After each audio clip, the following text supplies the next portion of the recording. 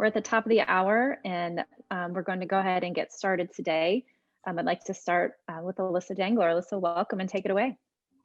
Thanks, Laura. Welcome, everyone. We're so glad to have you with us. I'd like to give a special crew welcome to the students joining us today. We're thrilled that you're learning about more careers in commercial real estate. My name is Alyssa Dangler. I'm a commercial real estate attorney in Virginia. I practice at Williams Mullen, which is a full-size law firm with about 250 attorneys in 8 locations. I've been practicing law for about 15 years, and I'm licensed in Virginia, Georgia, and Washington, D.C. And I proudly serve on the CRE Network Global Board of Directors. Please mute if you're not speaking as a courtesy to all. If you have questions throughout today's session, please ask them in the chat. We'll have an open Q&A with our panelists at the conclusion of today's discussion, and we'll be sharing the presentation and recording with all registrants. We also welcome you to post a photo and a little about your experience on social media using the hashtag CRE Career Day. CRE Network will be sharing posts throughout the day. All right, let's get started. If you're not familiar with CRE Network, it stands for Commercial Real Estate Women Network. CRE was founded in 1989 to bring together women in commercial real estate across the United States. Today, with over 12,000 diverse members, both men and women connecting globally, CRE Network has become the premier business network in commercial real estate. For 32 years, our mission has been to transform the commercial real estate industry by advancing women globally. Women currently occupy about 37% of the commercial real estate industry, and we are working to increase that number and advocate for greater parity, diversity, equity, and inclusion. We carry out our mission and support our members across the globe by focusing on 4 areas: business networking, leadership development, industry research, and career research. We offer business networking and deal making for our members locally and globally, virtually and face-to-face. CRE is the place to find business partners and new connections. CRE is an industry leader in leadership development. We provide programs, industry education, and professional development focused on women and their career needs. CRE Network is also the leading producer of research on gender and diversity in commercial real estate. We publish research papers annually and benchmark studies every 5 years. Through our career outreach, we are dedicated to strengthening a diverse pipeline in the industry. This includes educational programs, UCRE, CRE Careers, mentoring, and our internship website, Career Center, and more. Today's session is an example of our career outreach efforts to get more women into the commercial real estate and support them throughout their career. As I mentioned earlier, CRE is a global business organization. We added our first global affiliate, CRE UK, in 2017, and will be strategically expanding globally in Europe, India, and Mexico City in the coming years. Members join in 2 ways, through a local chapter or as an at-large member. When an individual joins a chapter, they automatically become a member of CRE Network and have access to our global benefits. While many similar organizations are formed around a particular profession, CRE Network has a unique multidisciplinary membership that can take you through every part of a commercial real estate deal. We have many members who do business across the network with each other, and many of them will tell you they look first for a CRE member when they need assistance in a particular market. Our network provides the connections, resources, and opportunities for women to become more successful in their careers, access business opportunities, and career growth. So let's get everyone involved and start our first Zoom poll. How many fields do you think there are in commercial real estate?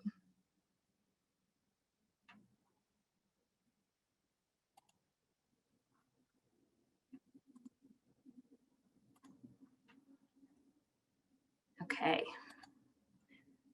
Let's go ahead and share the correct answer, which is 36. 36 fields of commercial real estate. When you choose a career in commercial real estate, you have many fields and specialties to choose from, more than 36 to be exact. Here are some of the most common. CRE Network refers to them as qualified fields of commercial real estate. Consider your strengths and interests and talk to current commercial real estate experts and professionals to find the best fit for you. There are many diverse options. In addition to the specialties and areas of focus in commercial real estate, there are also many great sectors to choose from. You can work in nearly any specialty of any of these sectors. The possibilities really are endless.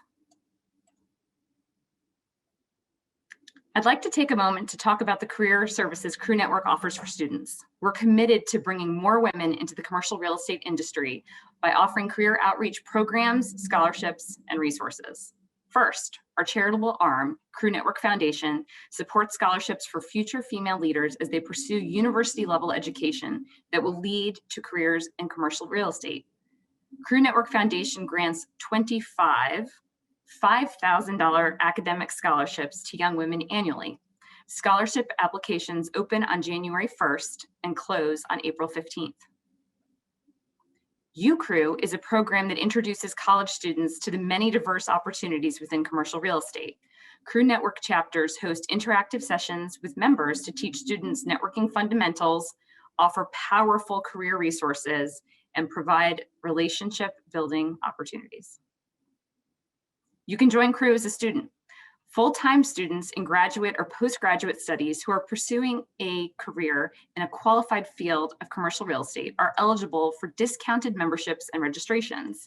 If you're interested in joining CREW, visit crewNetwork.com and click Find CREW to find the chapter nearest you. CREW Network is proud to be a founding member of the industry group that developed a digital platform promoting diverse careers in commercial real estate. Visit careerbuildingcommunities.org to learn more about these opportunities and take an interactive quiz to see what career best fits your interests. Leverage our internship platform, CREinternships.org, to find and apply for internships that will lay the foundation for your career. Summer opportunities are currently open.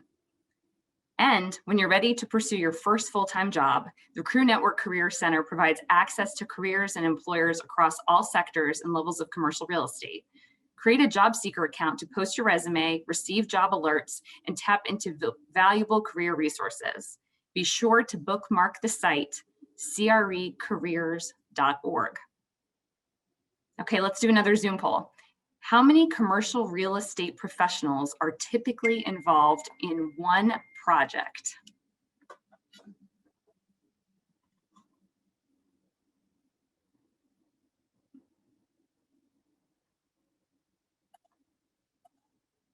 Fantastic. And the answer is at least 16. There are at least 16 CRE professionals that are typically involved in one project. To close the presentations piece of today's session, I'd like to tell you a little bit about the anatomy of a commercial real estate deal and what you can expect to learn as a professional in the industry. As you can see here, it begins with the developer looking at site selection, having an attorney, such as me, negotiate and help you with your purchase contract, line up financing with your bank, get the property appraised, have title run on it, engage an engineer and an architect and a surveyor to assess the property and to figure out exactly what the plans are going to be. Price the construction, take down the land by acquiring it, start construction, start problem solving, and then engage on an asset management side and property management side to close the transaction. Now that you know what's involved in a typical real estate deal, let's talk about money. One final Zoom poll. What is the starting salary range for a commercial real estate professional?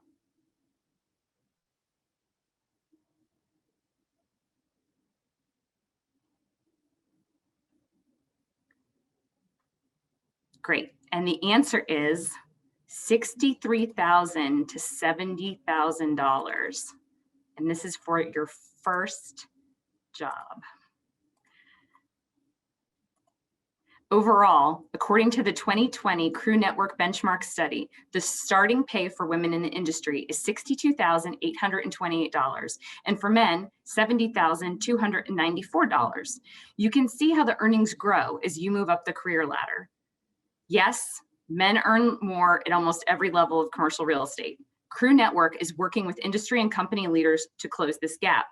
You can help close this pay gap and maximize your earning potentials by always researching comparable pay, negotiating your pay, and asking your employer to review your compensation regularly.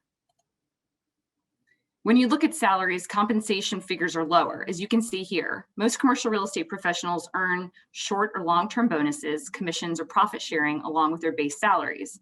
Something to think about as you start your career path in the industry. Be sure that you clearly understand the various compensation models. Paying compensation models vary by specialty. As you can see here, brokers make little in base salary when compared to areas such as asset management, development, and finance.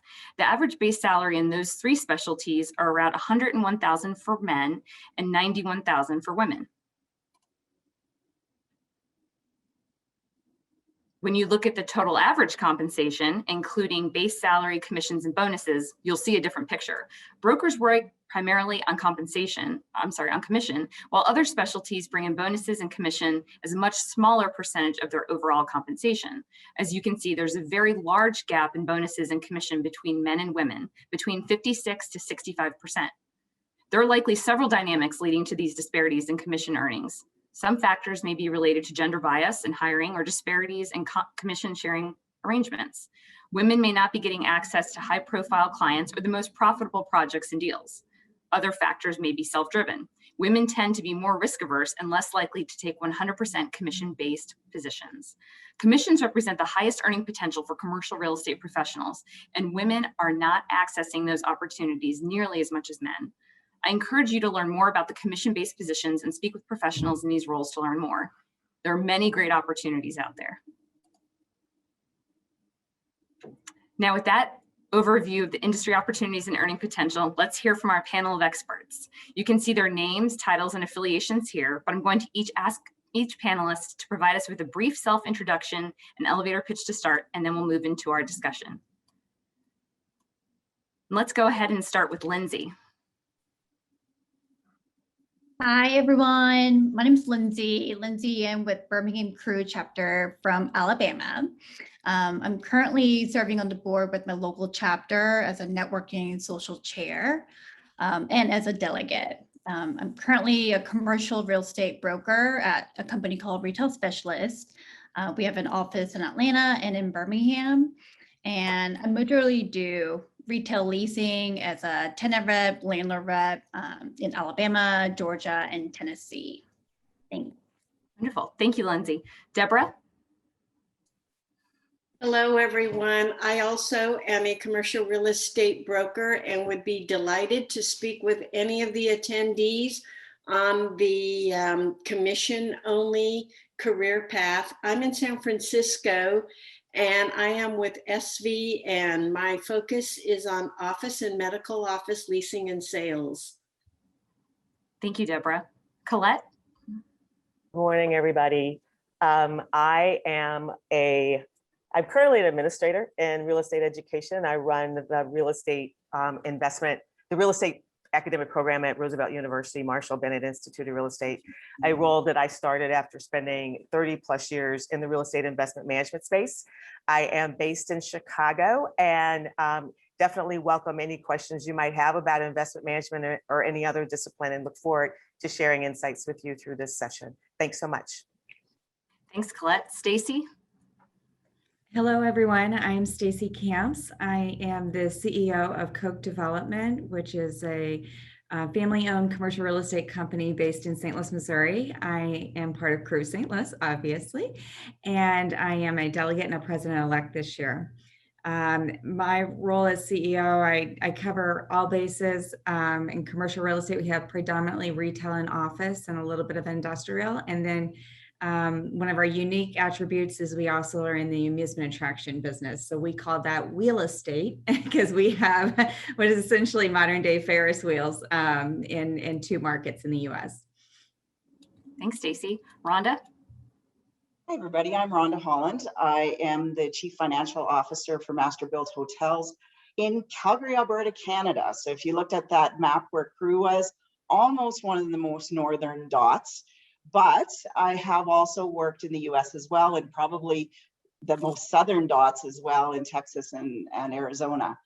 So I'm a CPA and a business major, and I oversee the construction, development, and hotel operations for the Marriott and Wyndham brands here in Canada.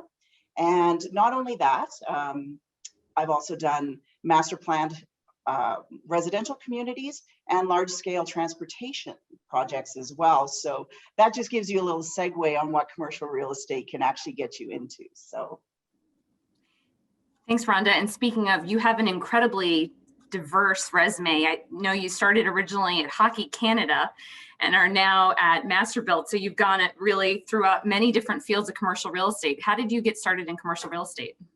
Well, I spent about 10 years going through 3 Olympics with Hockey Canada. I had my business major degree at the time, had a great run. You know, the Olympics is as awesome as everybody says or thinks it's going to be. But I ended up going back to school as an adult and getting my CPA, and really wanted to find some ownership in something a little bit more tangible. I was really interested in actual seeing something in front of my eyes develop. And with that, I actually took a job with a land developer and went after it, hard pitched it, and said, look, if I can come in and run your homeowners associations, will you teach me about land development? And that's how the whole thing started, actually. It was a great opportunity, and putting yourself out there, pitching it hard, and convincing somebody that you can actually do it. So that's how I got started in commercial real estate. Wonderful. And Lindsay, I know that you have a background in PR and in fashion. What made you transition from being in PR and fashion into commercial real estate? So, after college, you kind of have that idea what your dream job is, what your dream career is. And mine, I was lost. You watch too many episodes of The Hills and you're like, oh, let me go, take some fashion classes in New York. So for me, after I realized I don't want to be sitting in front of a computer, just reading and just writing, 12 hours per day. It took me about 6 years to realize that, I can't live my life like this. And when I came to visit home, my father, he doesn't speak English very well, and he has some commercial properties, and he shared that he was having a hard time finding basically any commercial brokers in Alabama that speaks Korean, who understands his culture. So I said, Dad, give me 2 months. So I got my license, and that's how I got into commercial real estate. That's fantastic. Now, Colette, I know that you also at one point also considered going to law school. What made you enter commercial real estate? Well, curiously, once I was about to graduate from undergrad, I realized I really wasn't prepared to go straight to law school, and it was time to find a job. As I'm sure many students can understand, you get to the point where like school is I'm just done with it for now. So I was looking for a job. I had an undergraduate degree in finance with kind of a minor in accounting. And I was like, so what am I going to do? I went to what was then a huge job fair. I don't even think they do them on the scale anymore, and ran into Prudential, which is the company I spent all of my career with until I left to, move into academia. And they had this job with their real estate department. And I was like, I have no idea what real estate's about. It was not something that I'd ever had any exposure to. And even as a finance major, real estate used to be this strange alternative investment strategy. So I paid no attention to it. I got into the job on the asset management side as an analyst with Prudential in Atlanta, and fell in love with what was going on here. It was like the world looked really different to me once I had a chance to engage with real estate through a platform like Prudential, and it captured my attention. And I was like, wow, what can I do with this? What is this about? And decided not to go back to law school. Ultimately, never made it to law school.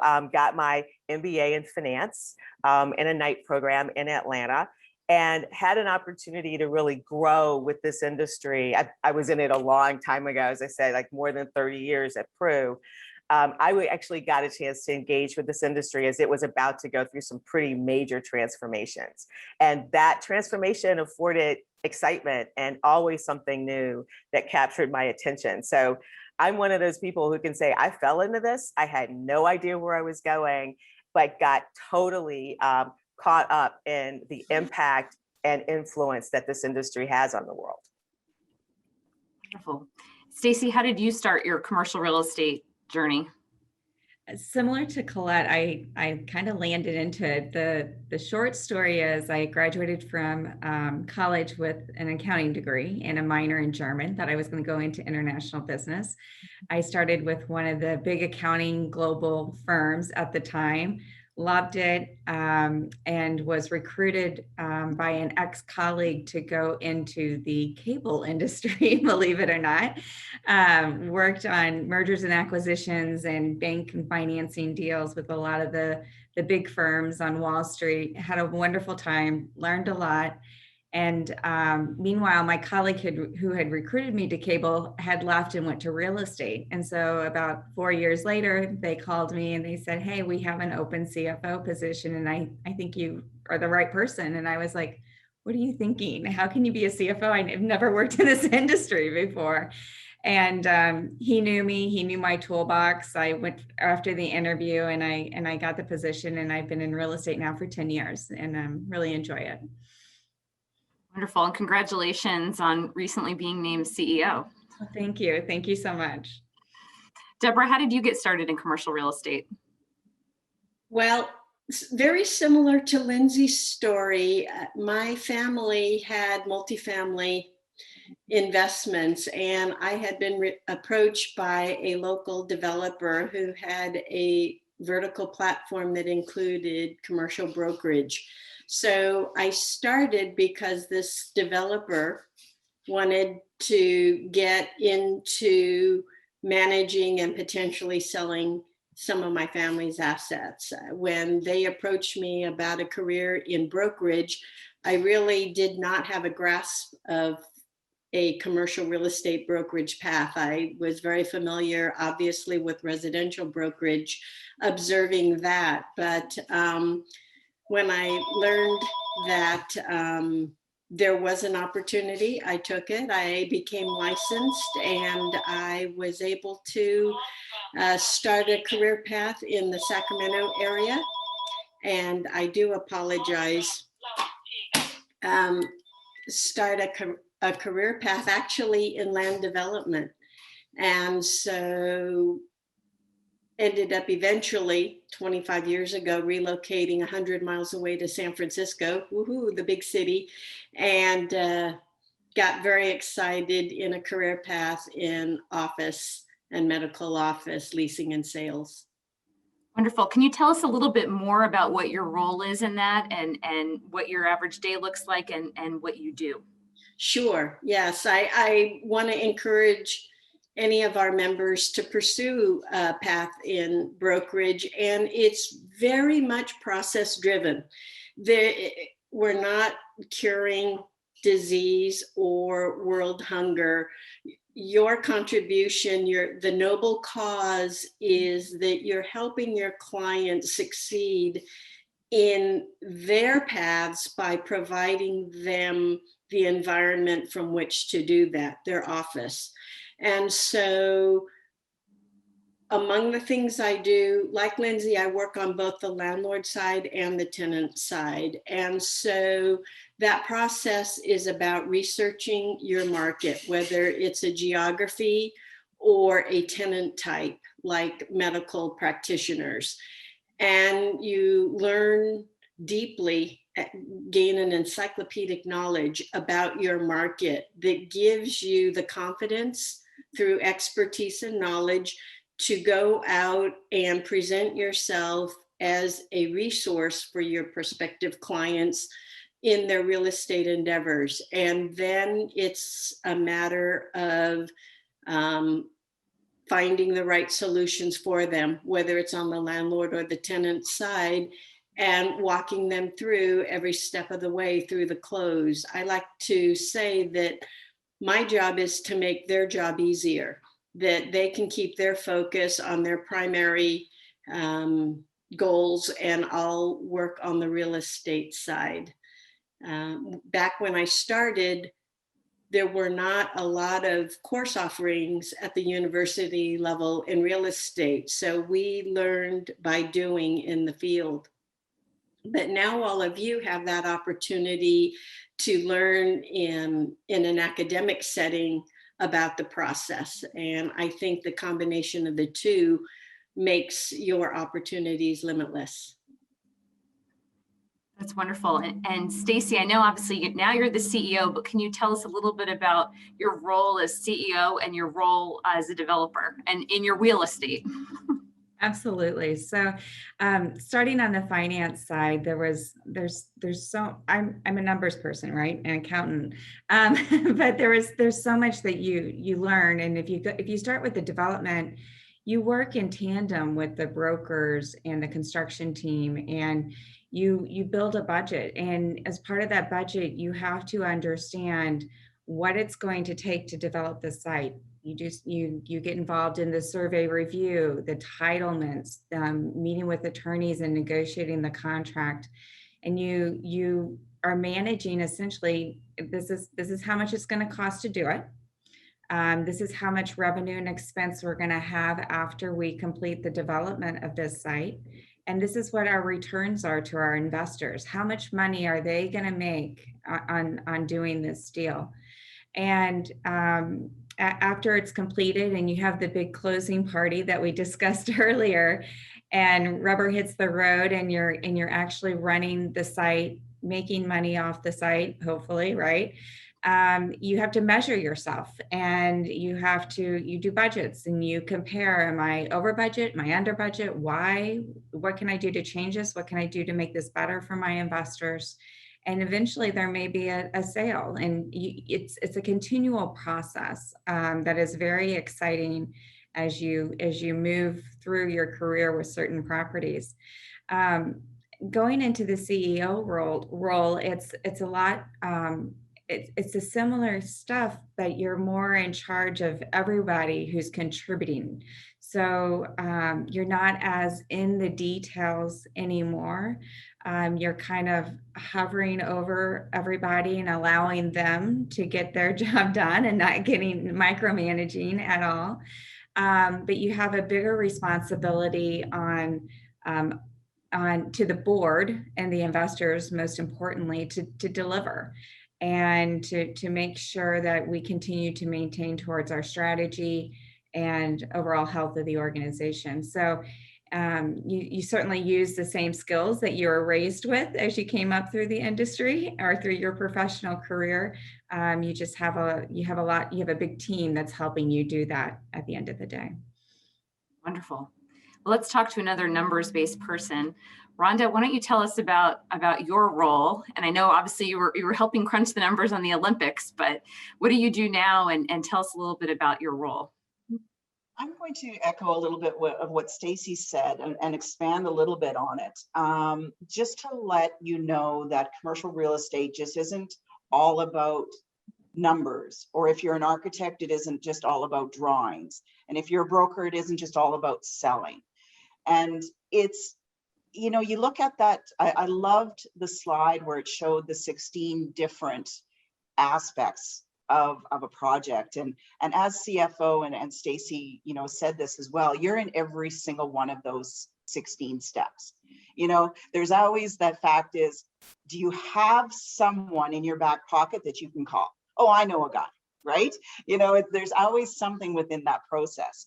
As CFO in the hotel industry, actually the vice president of construction and the vice president of development roll up under my guidance. And so it's not just all about finance. It's knowing what an environmental survey is. It's knowing whether you're going to build steel or stick. It's about knowing all of these things because you're taking ownership of it. And yes, you know, as Stacey said, you have a lot of people to crunch some more numbers for you that you don't quite do anymore, but you're looked at more to be that guidance on these different aspects. And if you weren't that type of person growing up in your role, you know, I'm a huge proponent, as I said, I need to see tangible results whenever I go into a career. It's very important for me to see things develop before my eyes because I want to take ownership. And that's probably back to, Alyssa, my nonprofit roots of being a sport admin, and you're counting every dollar and you're knowing exactly when Canada is playing Sweden, and you want to know how the event is running, and because it's all interesting, like it's all interesting. And so in order to be, as I say, a better accountant, you need to own it. And that comes from day one when you start working. And it's so important because it gets you to a place where you can really enjoy the fruits of your labor, not just reading a financial report or trying to teach an investor if they're going to get the best returns or not. It's much, much more than that. And it becomes much, much more rewarding. Wonderful. Well, Colette, I know that you obviously have seen, as in your role as the executive director, and have a multidisciplinary approach and understand so much about commercial real estate. Could you tell us a little bit about your role and what you do? My current role and what I do, Sure. or what I did in my like my real world job. You've had such diverse. Let's hear everything. Actually, I think because we're talking about careers in the industry, just to focus on kind of what I did in my prior career, which I think is probably a bit more relevant to some of the considerations of our attendees here. I actually joined, as I said, Prudential right out of undergrad. And at the time, Prudential was really an insurance company. It was an insurance company that just happened to use real estate as a tool for investing some of those premiums that they were getting from all of the parties they were insuring, right? So they needed a place to put it. And it was just one of many places. It could go into the stock market, it could invest in different companies, but it chose to be what was then primarily a lender in the real estate space. And that included farmland, office buildings, hotels, the whole world. So in the roles that I had, and all of them in the investment management space is what we called ourselves, investment managers, it was about identifying, buying, operating, developing, or selling assets on behalf of our clients. So the investment management part is that you're working for third-party money. It means you've got a pension fund, you have a company that has given you money to invest in something else. Well, the real estate platform was a large part of what we chose to invest in with these investment dollars that all of these different companies shared with Prudential. And what I found really fascinating, and what I did in this role, where going from just running numbers, being that analyst who's crunching the numbers behind the scenes and helping people to make their decisions, into being in the front seat of making those decisions, that transition of knowing, all the different pieces, similar to what Rhonda and Stacey are talking about, when you're on the transaction side, which is the part I spent most of my career on, finding new investments for us to buy and to hold and get those cash flow returns for our clients, or selling them, you have to understand all aspects of that asset, all aspects of that transaction. You need to understand the marketplace. You need to understand where the money is coming from. And you also need to be able to convince your clients that what you're suggesting they do is the right thing. So your knowledge of a broad range of the industry is really pretty vital. And that's one reason why a lot of people like being in the investment management space, because you are touching so many aspects of the real estate process in your role. And you aren't necessarily aligned with any one property type or any one part of the process. And you can, ebb and flow through all of those, which keeps it very dynamic. And also for those people who have, ADD like many transactions people do, it keeps you engaged. There's always something new to learn. There's always something new to do. And that helps you build that portfolio of experiences that then lets you move to other parts of the industry, if that's what you want to do, to become a broker, or to decide that you want to step into being, head of transactions for some group, leading the decisions around which properties we're going to own, what's our investment strategy going to be, and how are we going to actually maximize the return for our clients. So I would say what I do in academia, not really all that exciting. Happy to talk to you about it. But the investment management area in this industry provides such opportunity and such breadth of engagement that I really think that many people just thrive in that space. And happy to explore that further with anyone who has any interest in learning about that a little bit more. So thanks. Thank you. So Lindsay, speaking of servicing our clients and having to know really everything that's going on in order to help advise them, how do you advise your clients in your career in brokerage? So for me, I work with a lot of, when I started, you kind of have to work with, small business owners. And because my first intention was to help, different types, with different cultures, different languages. For me, it's for me to find out what their real needs are. Because generally, I know, people love commercial real estate compared to residential because we are only focused on numbers. End of the day, that is somewhat true. However, I realized that it's a lot of politics as well, in order to get them through the zoning process.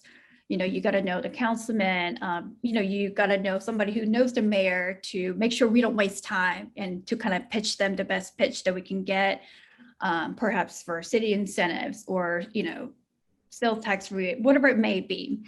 And also, it's not a job that we can do alone. Although I may be the only broker who is representing the client, I cannot help my client without knowing the best title company or closing attorneys or developers that I can connect them with. So it was really important. I quickly realized that you have to have the relationships that you could use to utilize and be a matchmaker for those types too. And don't be, I don't know how this will come across, but, give, before, expect or without expecting to get anything in return, right? Because, you're kind of doing it out of your own, good faith, you're connecting. Just know that, everything comes in full circle one way or another. That's something that I realized really quickly. So, join, the local chamber, crew chapters and things like that, because all this relationship will matter to your client. That's a great point, Lindsay, because CRE is really all about that too, about connecting everyone, both locally with the chapters and then obviously globally, so that you do have those opportunities to build those relationships that are really important. And you just spoke obviously to sort of learning the importance of relationships and how critical they are within our industry. What other lessons have you learned in commercial real estate?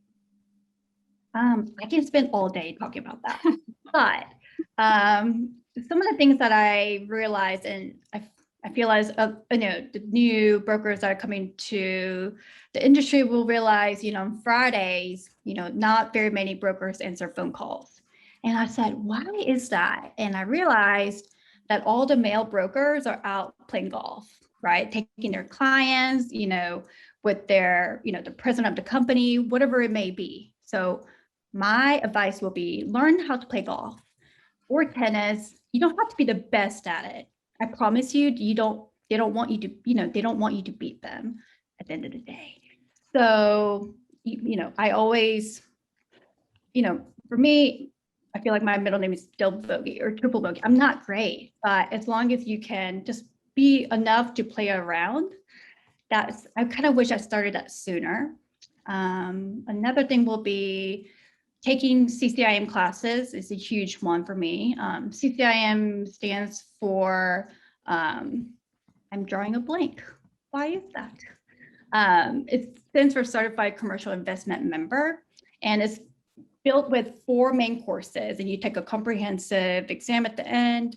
I'm 3 classes in, and those classes are not cheap, and it's time consuming. However, it accelerates your career tremendously. The things that I would have never really learned is something I would learn in the next 10 years by experiencing. But however, if you take these classes that are taught by industry experts and who are a broker or banker, people who are in the industry who knows the best, they're the ones teaching. And those, not just what we learn in the classes, the people that you meet in the classes have been the most rewarding.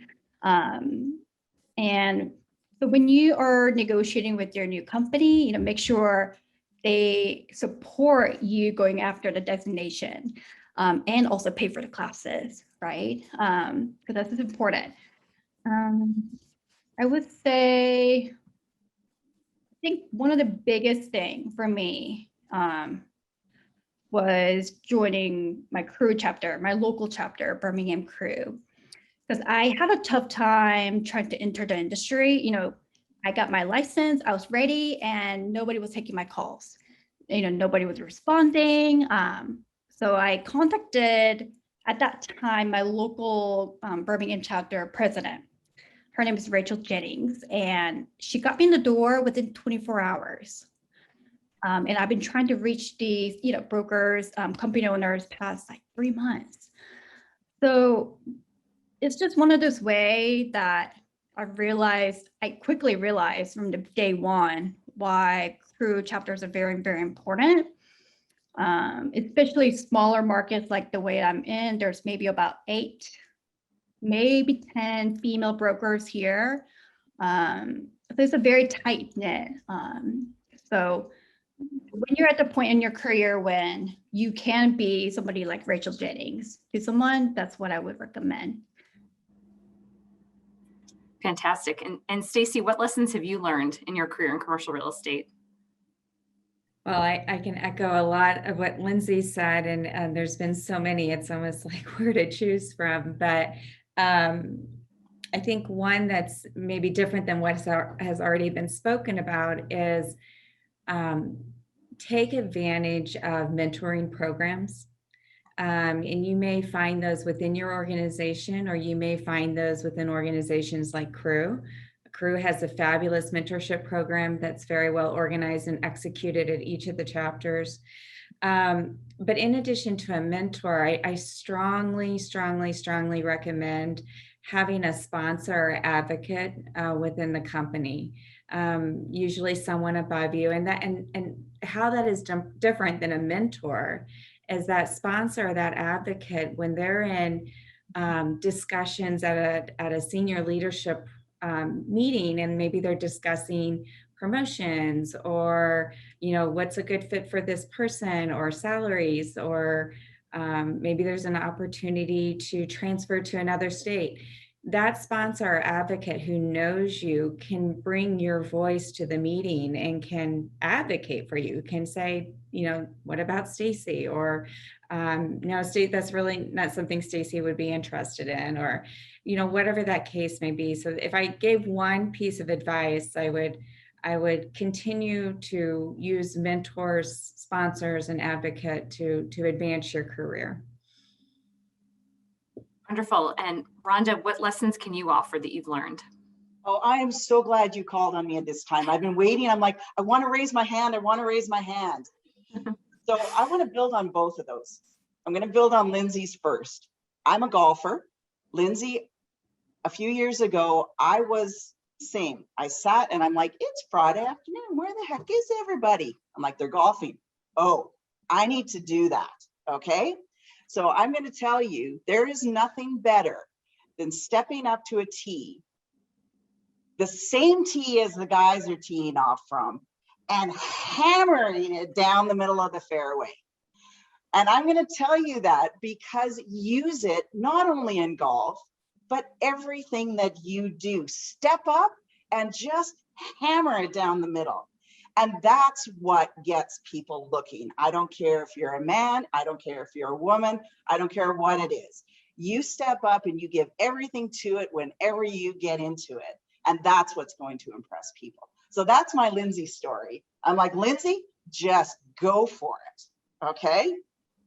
Stacey, and I'm going to build on Stacey's as well as mentorship, because the biggest thing that I was thinking of is I sat when I was early in my career, and I thought it was someone else's role to bring me opportunities. It didn't matter whether it was my manager or my mentor. I always thought, well, it's your responsibility to bring me opportunities so I can grow. And that's the one thing, if I was to tell anybody at the start of your career, do it for yourself, take hold of it, and take a chance, you know? And the fact is, bring that idea forward. 9 times out of 10, you've got a great idea for professional development that your manager hasn't even thought of, right? Go for it. Pitch that idea. If you pitch it well, they're going to just nod their head and go, yeah, hey, that's a great idea. We can do that. Yeah, sure, go ahead. And you'll be like, wow, that was actually really easy. And I kind of stressed about bringing that forward. You're going to find this really funny. And this is what I actually tell a lot of people as well. Never be afraid of taking a chance and it not working.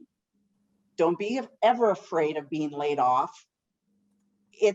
I really think, and I'll be the first to step up and go, you know what, I've been laid off twice. And I'm actually really proud of it because it got me to a place of growth that I would have never got to before. It was just so important for me to find out what was important for me in my career to give me a better aspect on that lens. You know, there's a whole bunch of political stuff that can come your way in the course of your 9-to-5 job. And you have to really sit down and figure out what's important to you, where do you want to go, and why do you want to wait for that opportunity? And 99% of the time, because I've talked to a lot of people that have gone through it, they look back and they go, wow, I am so glad I waited for this opportunity, or I'm so glad that I pushed so hard to get what I wanted. Because you know what, it's worth it in the end. Do it for yourself, step outside your comfort zone, and literally take that step and go, I can do this. You know, don't be intimidated, because you're going to find out that all those people that were intimidating you are exactly like you. And so just go for it. That's my biggest thing. I love that. Well, we're going to all be hammering it down the fairway. Deborah, what lessons learned can you share with us? Sure. It's call on me toward the end and I have to make up something new. Dig back. I think that a couple things have percolated for me. In addition to all of the great advice that's already been given, I think being comfortable is one thing with yourself and seeking a challenge, but also try to be your genuine self. I think people can sniff out, you know, a phony quicker than anything. And I know as women, we feel like being mediocre isn't good enough, right? I am a classic overachiever. And I have often felt like I don't get to come to the party unless I have prepared to a level that's going to get me an A+. And that is important. You have to know your stuff and you have to be able to bring value to whatever is the situation, but be genuine. I think that with that, the confidence exudes. And I also want to say to really bring a level of comfort that your ethics and your ability to keep confidentialities, all of the things that make you trustworthy in my business, once you lose a reputation for being trustworthy, you're done. And so I think that we haven't talked enough about that having a good moral compass is also important. The other thing I was going to say is, yes, well, it's good to stretch yourself in areas. Know what your strengths are. We've got a lot of panelists that are finance numbers people. I have to tell you, while I'm proficient and I can work my way around a spreadsheet and cash flow analysis, I'm a word person. I'm a people person. Those are my strengths, and understanding your strengths also brings that level of confidence and competence. So those are some of the things that I would want all of you to think about. Wonderful, thank you. Colette, what advice can you offer? Well, it's hard to be absolutely the last person on this list, but a couple of things that I learned kind of late in my career and wish I'd actually known earlier. And one of them is own your career. Don't expect everybody to know what you're doing. Don't expect that just because you keep your head down and you get your work in, that's enough to position you for consideration for opportunities. You need to be very aware of what's going on within your company and within the industry, where your strengths are, where opportunities may be that you need to raise your hand for. Don't think that head down, pencil sharp is going to be enough to get you where you need to go. So own your career, be aware of where you might be able to use your strengths to the benefit of whatever company you're working for or whoever you're working with, that can make you be even more invaluable to their success and to what they're doing, and see you in a way that maybe those opportunities that are only talked about behind closed doors are things that they consider you for. So don't ever believe you're going to get where you want to go by just working hard and keeping your head down. It doesn't work that way. And secondly, I think the other thing that I would note is it's important to have a mentor. It's important to have a kitchen cabinet of mentors. There is no one person who's going to be able to really provide you with insights or a sounding board or perspective on all elements of your career and as it may impact your life or whatever. So think about people who you admire, who you think are doing things that you'd like to do or you'd like to understand better, and don't be afraid to ask them to be a part of your career, be a part of what you want to do in your career as a person, as an adult, as whatever that is. Don't be afraid to ask. Mentors won't often come to you and go, oh, excuse me, let me be your mentor. You need to go and encourage them and let them know that you would welcome their engagement. And I don't think anyone, unless they're just totally overwhelmed, is ever going to tell you no. So think about how that can add value to what you're trying to do and to help you be more efficient. So, either one of those, I think, can make a huge difference in how your career may progress or how you may avoid making some of the mistakes that many of us made because we didn't have anybody kind of going, oh, don't do that. Maybe you should handle this another way. Mentors can help you avoid that problem. So those would be kind of the two things I would put out there. Wonderful. Thank you so much for sharing that advice. And I see that we're down to just a few minutes here, so I want to take an opportunity now to open it up and allow our attendees to ask any questions of our panel.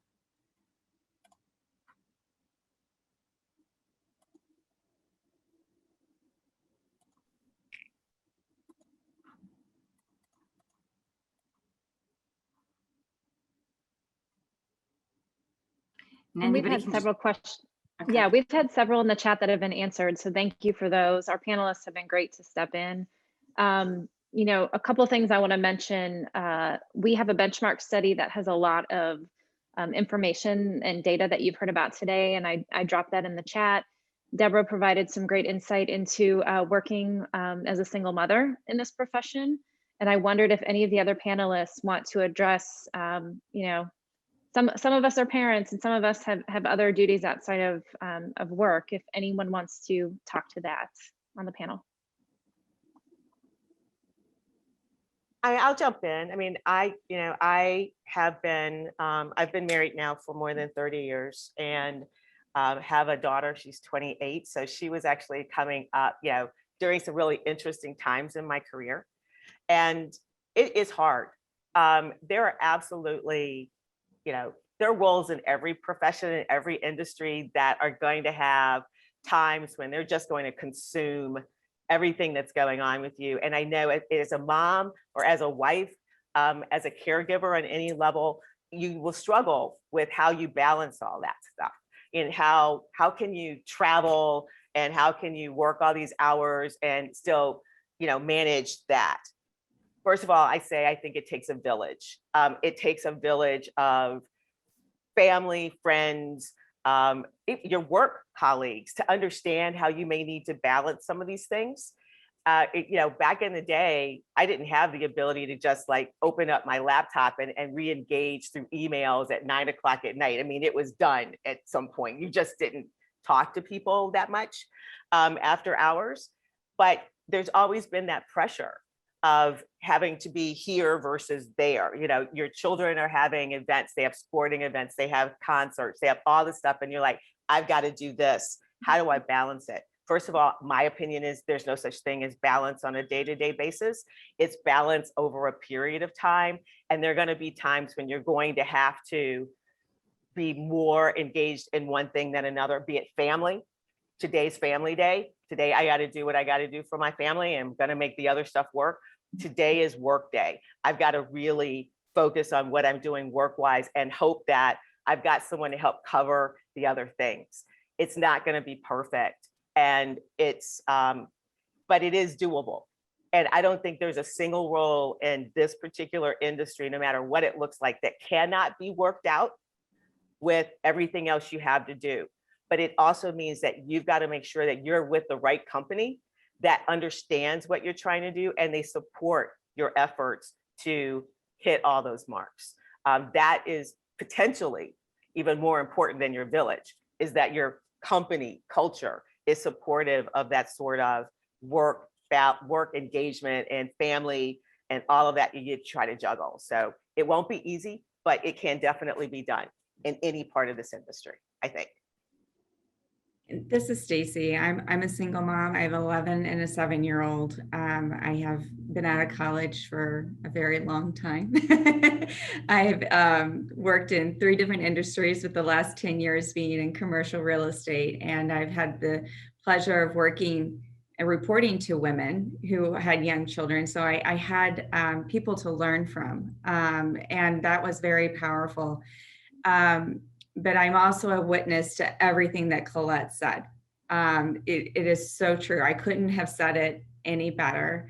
And give yourself some grace. Not every day is going to be perfect, but you have the power and the will to move it forward. So, and some days are going to just be glorious. And like Colette said, sometimes you have to be present 100% mom. When I go home at night, my kids don't care about what I did that day. And that's fine, because I'm there to be 100% mom, and I get a lot of joy out of that. And today's work environment is so accepting. I mean, what we've all gone through over the past year, we have kids in our office all the time that may need to do a Zoom class that day, and that's fine. We have a boardroom available for them to go into and do a Zoom class. That's a-okay. So like Colette said, finding the employer and finding the work environment that works best for you, and know that it's out there. Wonderful. Thank you all. So I just want to thank everyone for attending today. And I'd like to encourage all of the participants to go ahead and connect on LinkedIn with any of our panelists. And if you are a member of CRE, please connect through CRE Biz. If anybody has any questions and would like to connect with the staff of CRE Network, please reach out to them or visit crenetwork.org. And hopefully we will all be seeing you within commercial real estate. So thank you all for joining us today, and have a wonderful day.